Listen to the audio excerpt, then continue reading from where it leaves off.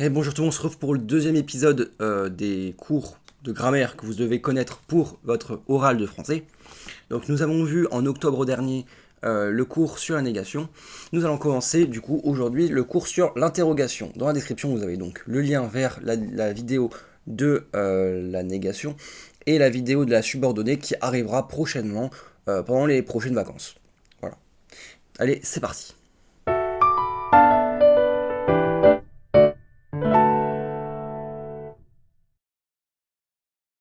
Donc, le jour du bac, le professeur qui vous demandera du coup de définir une négation, si c'est une négation, attendra ces choses-là. Tout d'abord, il faut présenter et définir les deux formes d'interrogation, si elles sont directes ou indirectes.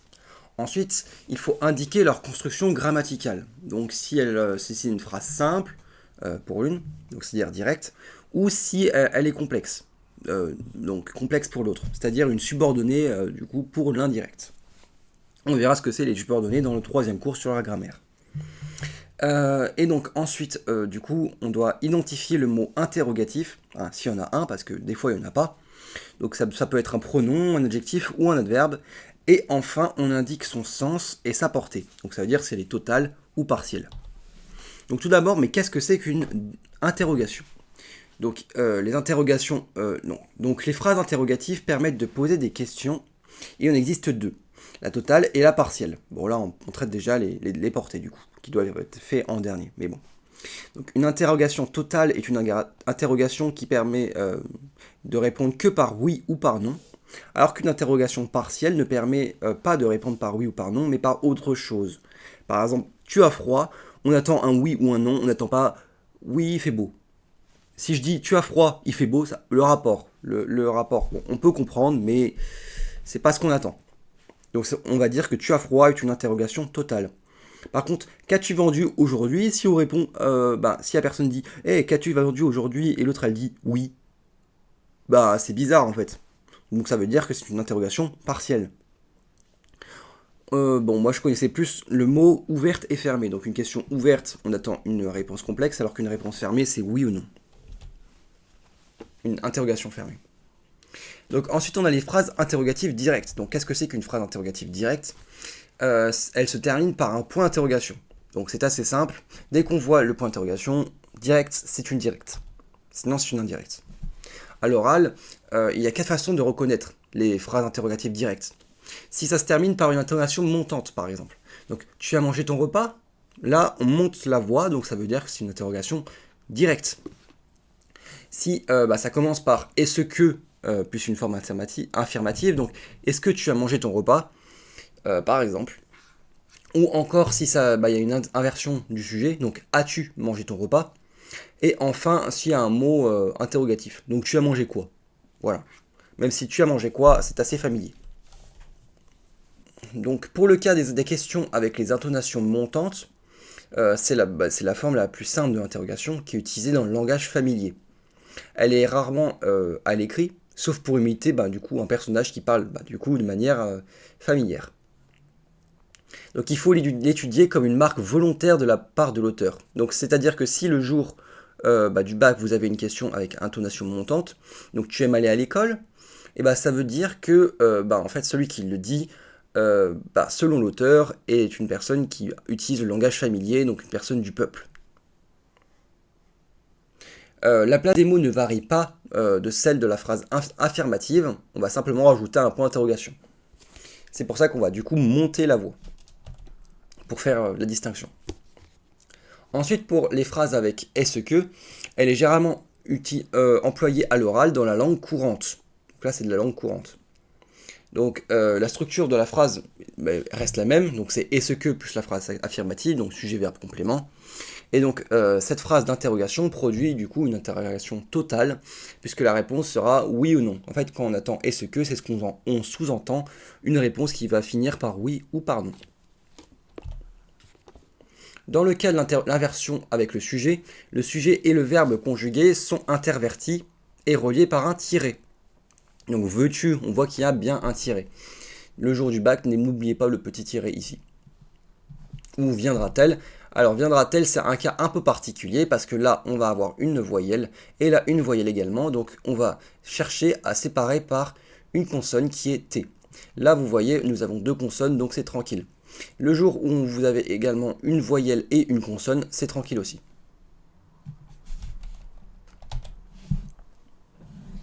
Donc pour les questions, du coup, avec inversion du sujet, si le sujet est un nom, il se trouve comme une phrase affirmative, donc en tête de phrase. Donc par exemple, les professeurs vont-ils au cinéma? On n'a pas tendance à analyser ce type de phrase-là, et on se dirait, ouais, c'est faux, mais en fait, pas du tout. On va juste mettre à la place de vont-ils au cinéma, on va rajouter juste le sujet avant. C'est très bizarre comme type de phrase, mais c'est français. Donc, n'oubliez pas que c'est français. Voilà. Le sujet et le verbe conjugué sont intervertis dans une question avec un mot interrogatif. Donc le verbe suit le mot interrogatif. Par exemple, on va avoir, du coup, pour une interrogation partielle, où se trouve la pyramide, quand commence le spectacle, ou qui as-tu invité? Et là, on voit justement cette fameuse inversion. Si le sujet est un nom, il est placé devant le verbe. On ajoute alors le pronom personnel correspondant derrière le verbe. Donc pourquoi va-t-elle, par exemple, ou les enfants sont-ils allés? Et en fait là c'est pareil, c'est les enfants sont-ils allés, et on va rajouter encore devant un ou. Voilà. Les mots interrogatifs peuvent être un pronom, donc qui est là, que disent-elles, un adjectif, donc quel est ton but, quelle couleur préfères-tu, ou encore un adverbe, donc pourquoi, quand, comment, combien, où. Donc pour rappel, un pronom c'est qui et que, un adjectif c'est quel et quel, et un adverbe c'est pourquoi, quand, comment, où, et combien. Pour les cas des phrases interrogatives indirectes, donc là, elles sont construites par une subordonnée.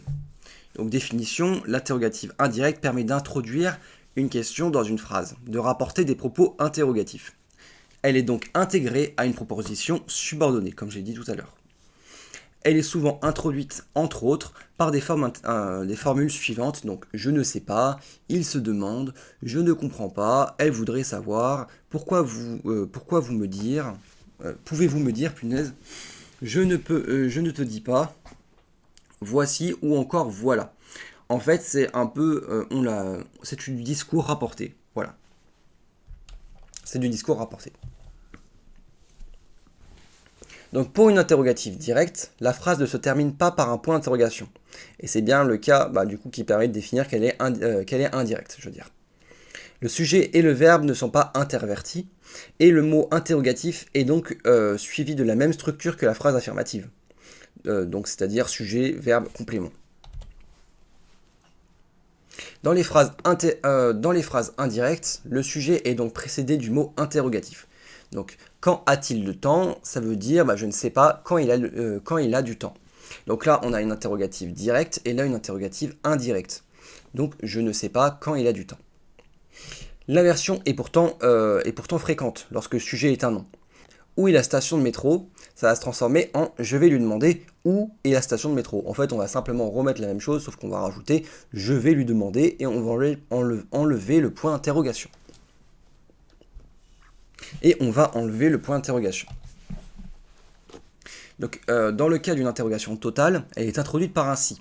Donc, par exemple, du coup, ça va devenir, donc, vient-elle demain? Ça va devenir, elle se demande si elle vient demain. Donc là, pareil, c'est un oui ou un non, je rappelle. L'interrogation partielle, elle, est introduite par un autre mot interrogatif. Donc, par exemple, qui est venu? Donc là, on attend une réponse complexe. Je vais lui demander qui est venu. Et c'est là l'autre mot interrogatif. Qui. Et c'est là justement qu'on voit du coup qu'on attend une personne et pas un oui ou un non. Oui, non, ça veut dire si, et qui, par exemple, ça va devenir une personne. Quand, ça va devenir un temps, etc. La transformation de l'interrogation directe en interrogation indirecte entraîne des changements grammaticaux. Donc par exemple, si on a la phrase « Il demande à Marc, as-tu lu le prochain devoir ?» on peut le transformer en « Il demande à Marc s'il a lu le prochain devoir ?» Ou encore « Mathilde demande à Elisa, as-tu vu mon sac ?» Et donc là, on la transforme en discours rapporté « Mathilde demande à Elisa si elle a vu son sac ?» Donc pareil, là on attend un oui ou un non. Et là, on attend un oui ou un non. Donc à chaque fois, on a un si. Et là aussi un si. D'ailleurs, si, il, ça se transforme en s'il. Voilà. Quand on utilise la troisième personne à la place de la seconde personne, il y a une concordance du temps. On va voir ça dans le tableau juste après. Donc par exemple, on va avoir Tessa demande à son amie Charlotte, veux-tu manger à la cantine avec moi? Donc ça va se transformer en elle demande à son amie si elle veut manger à la cantine avec elle. On va voir le tableau, il est juste après. Donc du coup, on va avoir une modification des marqueurs du temps. Donc elle demanda est-elle venue ici hier? Donc du coup, hier, comme c'est demanda au passé, ou oui c'est du passé, passé simple, et ben ça va se transformer en la veille, parce que du coup c'est au passé, donc on ne sait pas quand c'était le hier, donc la veille. Ou encore, elle demanda que fais-tu demain? Donc là c'est le dans demain, c'est le contraire de la veille.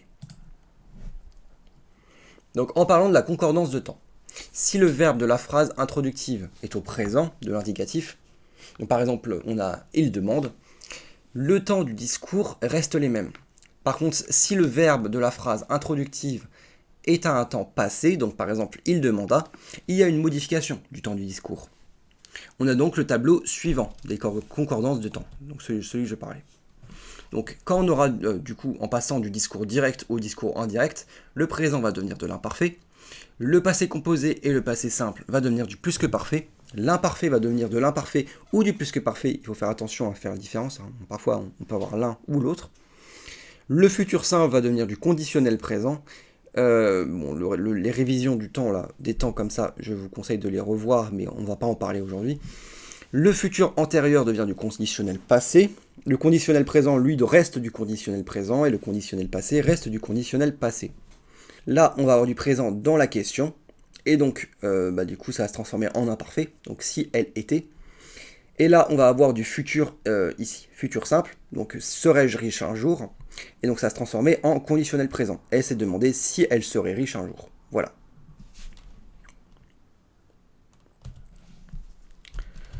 Allez, maintenant, on passe à un petit quiz pour vérifier vos connaissances. Toujours 10 questions. Vous avez la correction à la fin. Mettez pause et je passe directement à la correction. Donc, quelle est la nature de l'interrogation dans la phrase suivante? Est-ce que tu viens ce soir? Donc, direct, indirect, total ou partiel. On attend 2 réponses. Donc les réponses étaient directes et totales. Donc la phrase se termine par un point d'interrogation. Donc on voit directement qu'elle elle est directe, justement. Et on attend une réponse oui ou non. Donc est-ce que tu viens ce soir? On va pas dire il fait beau, aucun rapport. Donc du coup, ça va devenir une interrogation totale. Deuxième question, dans laquelle de ces phrases l'interrogation est-elle indirecte? Peux-tu me dire où se trouve la gare? Où se trouve la gare? Est-ce que tu sais est-ce que tu sais où est la gare? Ou il se demande où se trouve la gare. Pareil, correction, en fait c'est assez simple, il suffit simplement de regarder la question qui n'avait pas de point d'interrogation. Donc du coup c'est il se demande où se trouve la gare. Question 3, quelle est la portée de l'interrogation dans la phrase suivante? Pourquoi es-tu en retard? Total, partiel, relative ou absolue. Donc là, en fait, la réponse était partielle, puisque si on revient en arrière, nous avons total et absolu qui sont la même chose, et relative, ça n'existe pas en question. Donc on va dire du coup que la question est seulement partielle, parce qu'on ne peut pas répondre par oui ou par non. Question 4, quel type de mot interrogatif est utilisé dans la phrase « Qui a pris mon livre ?» Donc un pronom interrogatif, un adjectif interrogatif, un adverbe interrogatif ou une conjonction de subordination. Correction, il s'agit d'un pronom interrogatif, qui est le mot qui, justement. Question 5, quelle phrase contient une interrogation totale? Est-ce que tu viens? Pourquoi tu es en retard? Que fais-tu demain? Ou où vas-tu ce soir? Toujours correction, il s'agit de est-ce que tu viens? Parce qu'on va pouvoir justement répondre par oui ou par non, contrairement aux 3 autres. Assez classique. Question 6. Identifiez le type de construction dans la phrase suivante. Viendras-tu demain? Donc, je vais éviter de la prononcer justement. Mais voilà. Donc, c'est une intonation montante, une inversion du sujet. On a un est-ce que ou est-ce qu'il y a un mot interrogatif. Bon, il y a une question, il y a une réponse, c'est assez évident que c'est pas ça, mais on ne sait jamais, hein. Peut-être que vous vous trompez. Donc la réponse était l'inversion du sujet, puisque là on voit que viendra et tu inverse, donc ça devient du coup viendras-tu. Dans laquelle de ces phrases l'interrogation est-elle directe? Bon, là j'ai enlevé la ponctuation parce que c'est trop simple de savoir du coup s'il y a un point d'interrogation ou s'il n'y a pas de point d'interrogation. J'aimerais que vous le trouviez de manière autrement en fait, si c'est direct ou indirect. Donc, il veut savoir si tu viens, pour peux-tu venir demain, dis-moi où tu es, ou je me demande ce que tu fais. On passe à la correction, il s'agit